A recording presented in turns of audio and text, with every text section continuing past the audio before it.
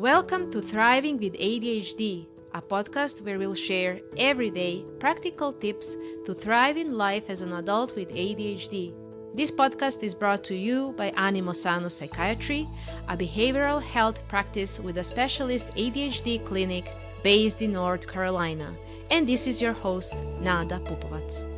Welcome to Thriving with ADHD, dear ADHD community. This month we discuss ADHD and mindfulness and how it can help you gain calm, clarity, and improve focus. Our guest speaker is Jaclyn Sappah, a trauma therapist, yoga therapist, and founder of Wildflower Therapy Group. She helps high-achieving women heal anxiety, self-doubt, and perfectionism through a holistic approach that blends EMDR, somatic therapy, mindfulness, and energy healing. Licensed in California, North Carolina, and New York, Jaclyn offers virtual therapy for sensitive nervous systems and busy minds.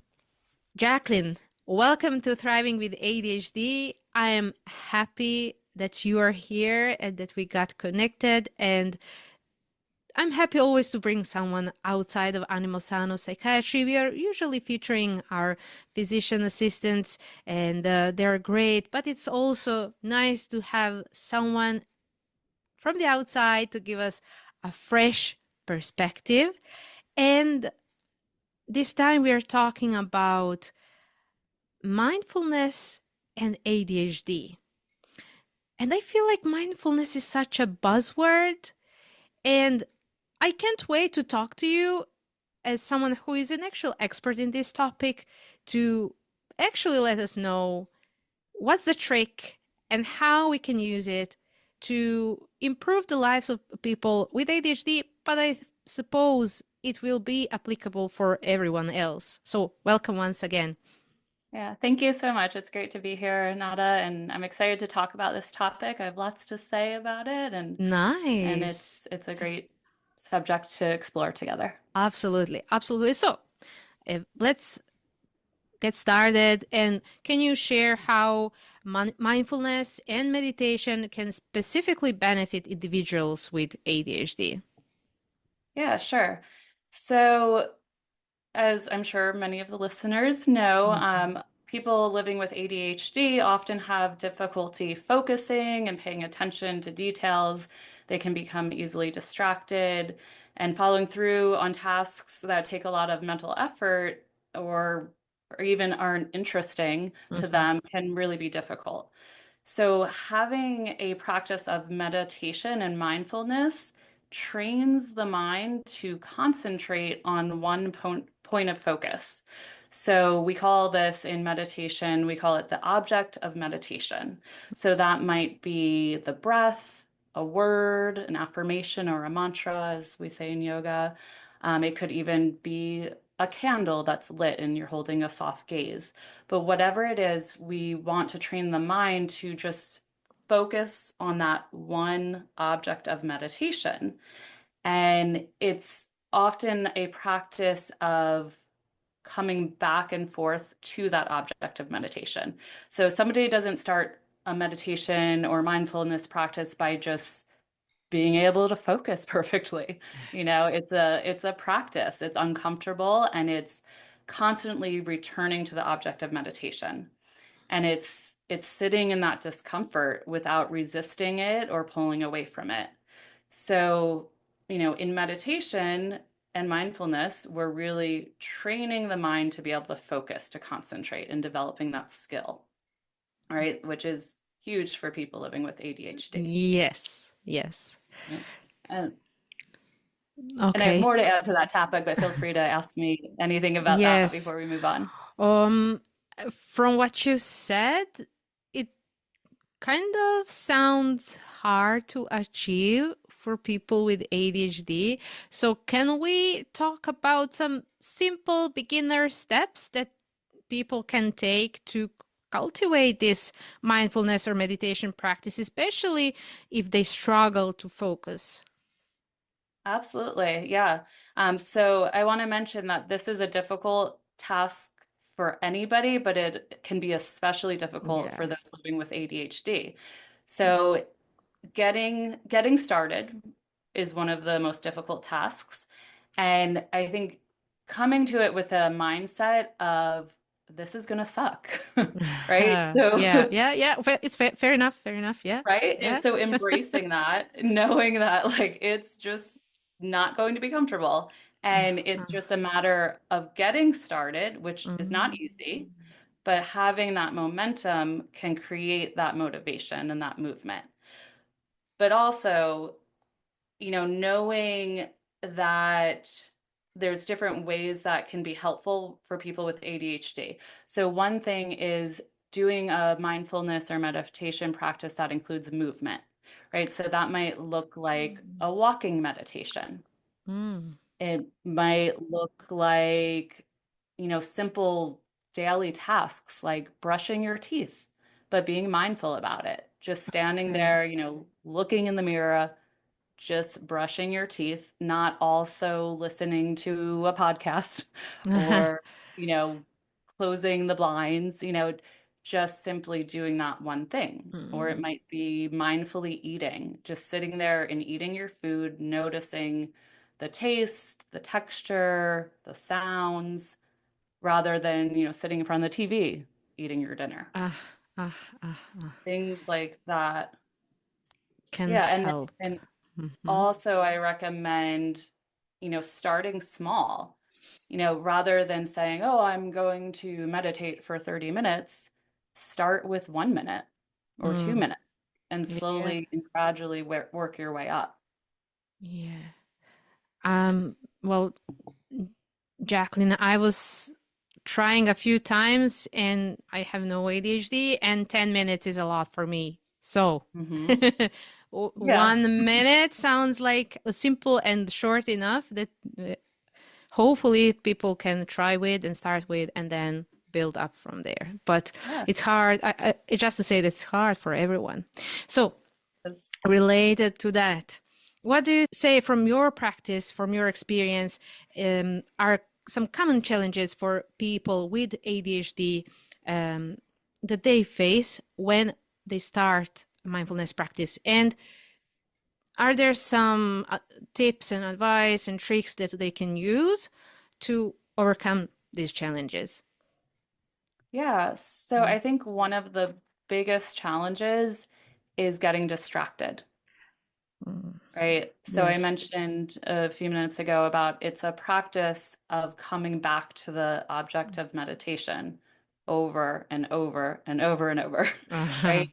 So know that it's normal to get distracted and you will get distracted Mm-hmm. and welcome that. So, for instance, you're focusing on this object of meditation, or you're focusing on whatever you're being mindful of, whether that is you're going for a walk and you're being mindful of nature around Mm. you. Um, you'll have a distraction. So maybe it's a negative thought, or maybe it's something going on in your environment around you, or a noise, or a sensation in your body. Mm. Notice that distraction, welcome it, and then show it to the door and just Mm. allow it to leave and then return to the meditation, the object of meditation, whatever you're focusing on. Some people find it helpful to imagine like the distraction is a bubble that's just floating away. Mm-hmm. I like to also be a little bit more aggressive with it sometimes and imagine like a fly swatter, a swat fly. Well, But it's whatever just, works.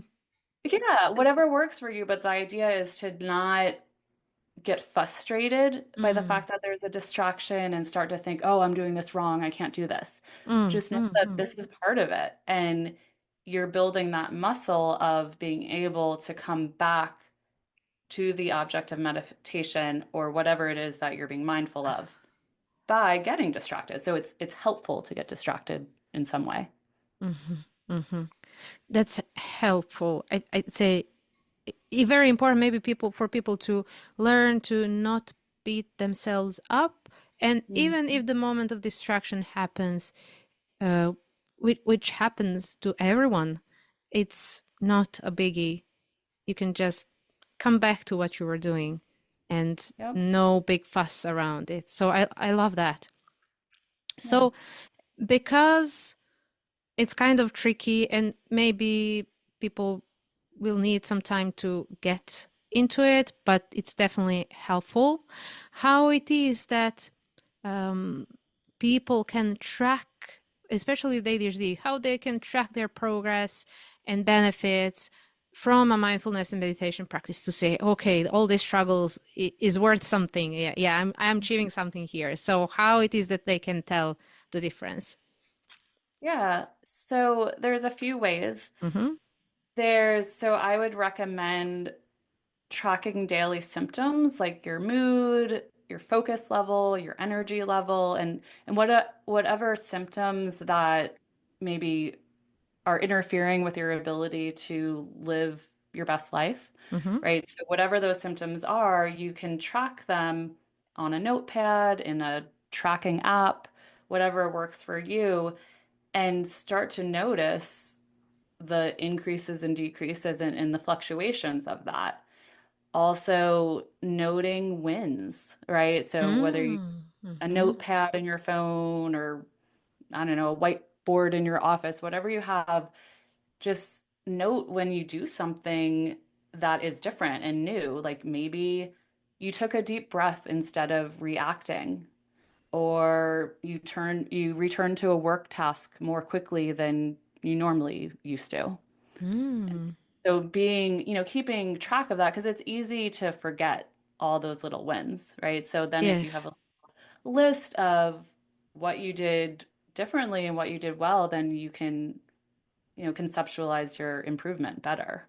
Yeah.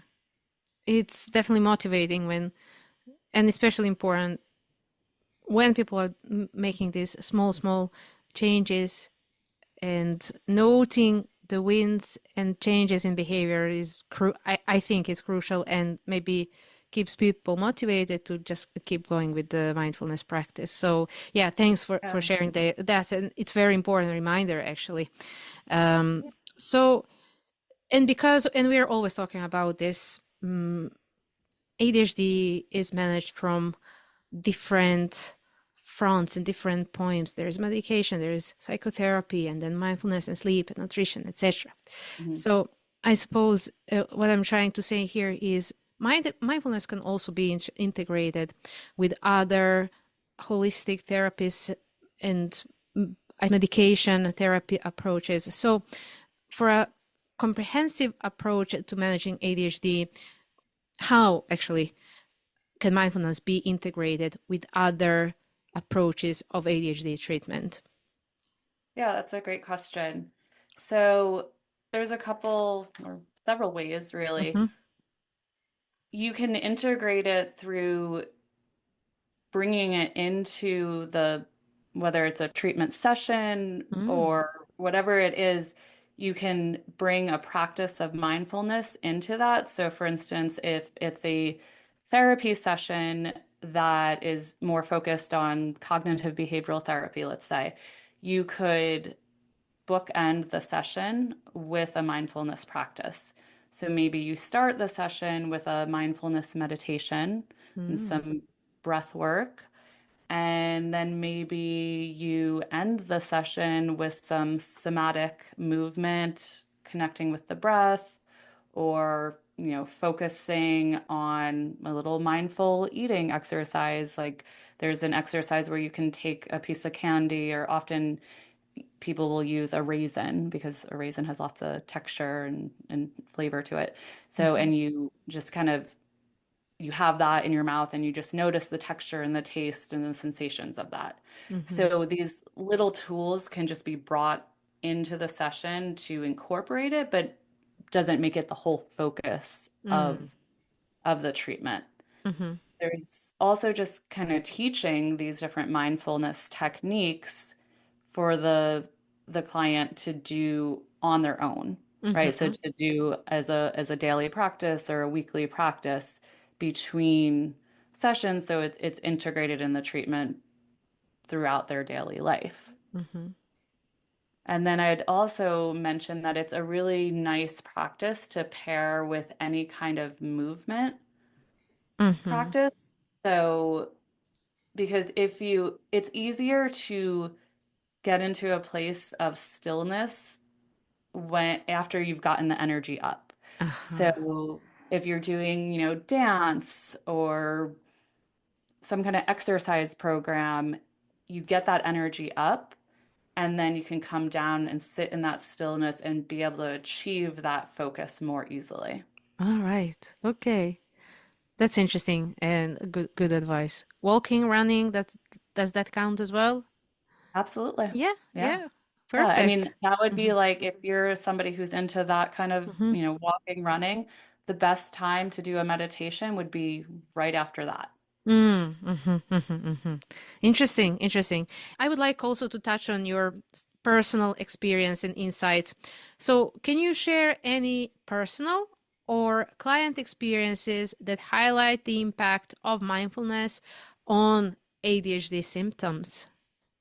Yes, absolutely. So I'm going to use my personal Hmm. kind of story as an example. So one thing I haven't touched upon yet in our discussion is a lot of people living with ADHD have dysregulated nervous systems. Mm, So for some, that stems from a history of trauma. For others, it stems from other things. But oftentimes, there's that emotional dysregulation that is coming from nervous system dysregulation, mm, right? So for me, mine stemmed from trauma. And mm. for as long as I could remember, had a dysregulated nervous system. Okay. And then I made things worse for myself by living in places like New York City, which I loved living in New York City. It was great. But New York City is one of the places that has a lot of busyness, lots of lights, lots of external stimuli. And so that was even worse for my dysregulated nervous system, just kind of perpetuating the cycle of it. And Mm, then to add on to that, I had poor work-life balance.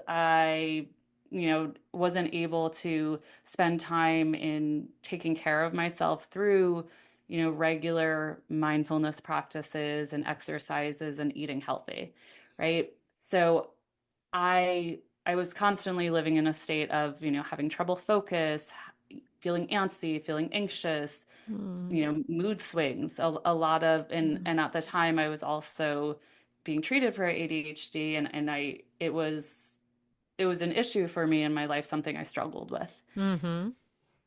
Once I left New York City, Okay. came back to North Carolina, where I'm from, with the beautiful nature, started focusing on some deep healing work for myself, Mm-hmm. and started really, really spending time in my yoga practice and really finding that balance in my life through yoga, through not working as much, through taking downtime when I needed it, taking rest, through eating more nourishing foods, simply finding that balance, then I was able to feel more regulated in my nervous system. And I Mm-hmm. also continued a daily practice most of the time, not every day, but a practice of stress management and self-care so that I felt more balanced. And then Mm-hmm. I also began to recognize what I needed.